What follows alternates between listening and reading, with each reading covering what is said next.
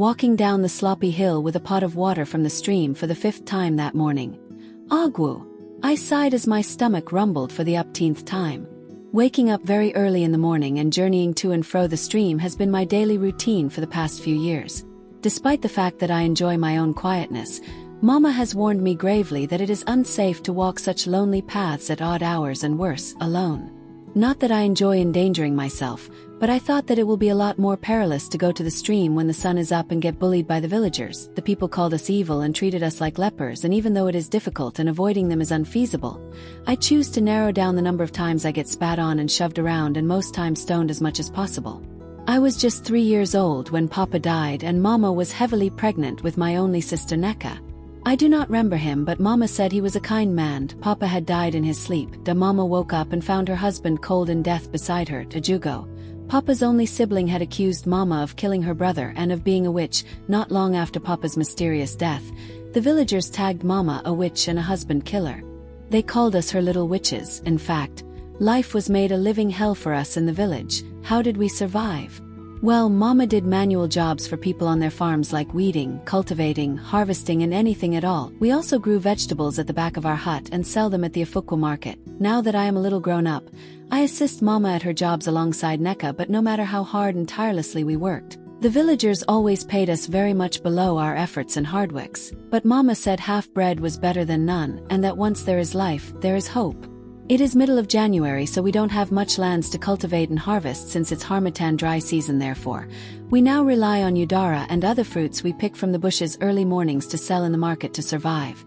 But today, Mama had left with Neka to harvest some cassava from one of many Matsuyud's farmlands. Matsuyud was the only person who was not directly mean to us.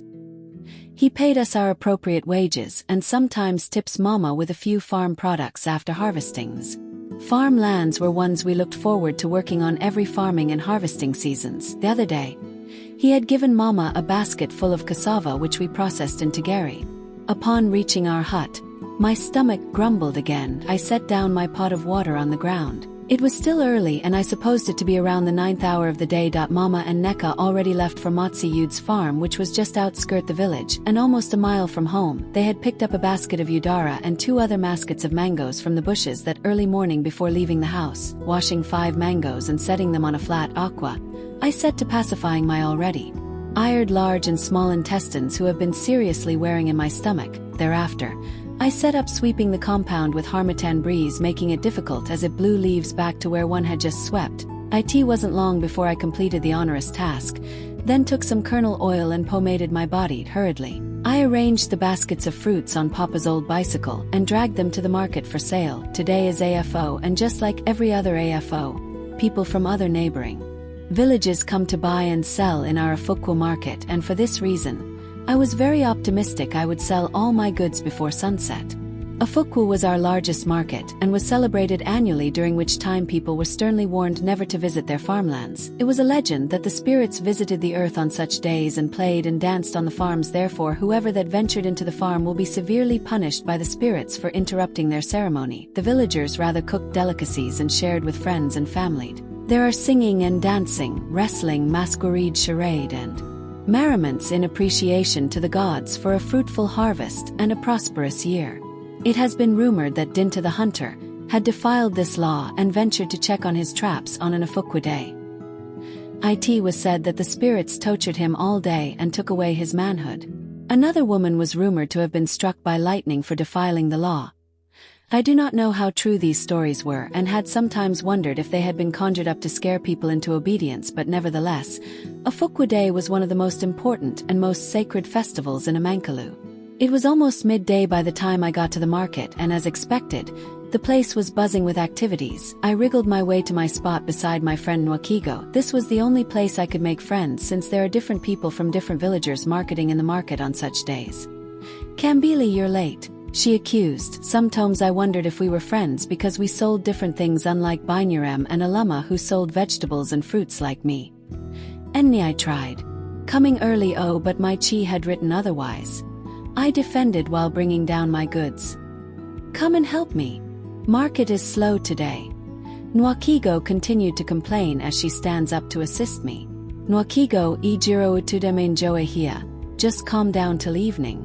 I suggest you say positive things instead.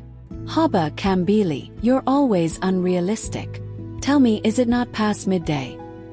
That's why you came to market so late, because of your unnecessary optimism. You have to be realistic sometimes. Nwakigo hailed from Umudike, 2 villages after the boundary between Amankalu and Umazoka. Being a chatterbox and a free-spirited person, sometimes I wondered if her jaws ever ached. It is how she talked non-stop with the tiniest voice that one would think it's the cry of a newborn baby at night. Nwakigo was very short for a girl her age, not that she was already an adult, as she was just 2 years older than I was, with me being 14 at the time. But what she lacked in height, she substituted. With her large, curved hips, almond-shaped eyes that blinked like diamonds adorning her almost oval puffed face, her gaped side dentition was what made her smiles even more beautiful. Nwakigo might not have been the perfect beauty, but she was beautiful in her own and most importantly, my only friend. The narrow river road at Amankalu, upon which the high foliage sprinkled drops of sunlight, had been my favorite path from the market. This path is so lonely that the only thing you hear is the chirping of birds. The slope went through a region of forest hammed with tall palm trees and the giant Irako tree right in the middle of Njin River. This lonely road slopped right in front of an old mud house that was considered the home of the very first Igui of Amankalu Kingdom. Legend had it that Igui Ulike had died of blindness caused by the gods as punishment for sexually molesting a widow, and was left to rot and die with no one to mourn him. They said that his ghosts had been restless ever since then and still attacks and rapes girls and women who ventured on that path alone. The tale was as old as Amankalu itself. The mama has warned me severally not to take this road again, especially in the evenings as I am doing today. But it is the shortest road to our house and altogether safest from the abuse of the villagers.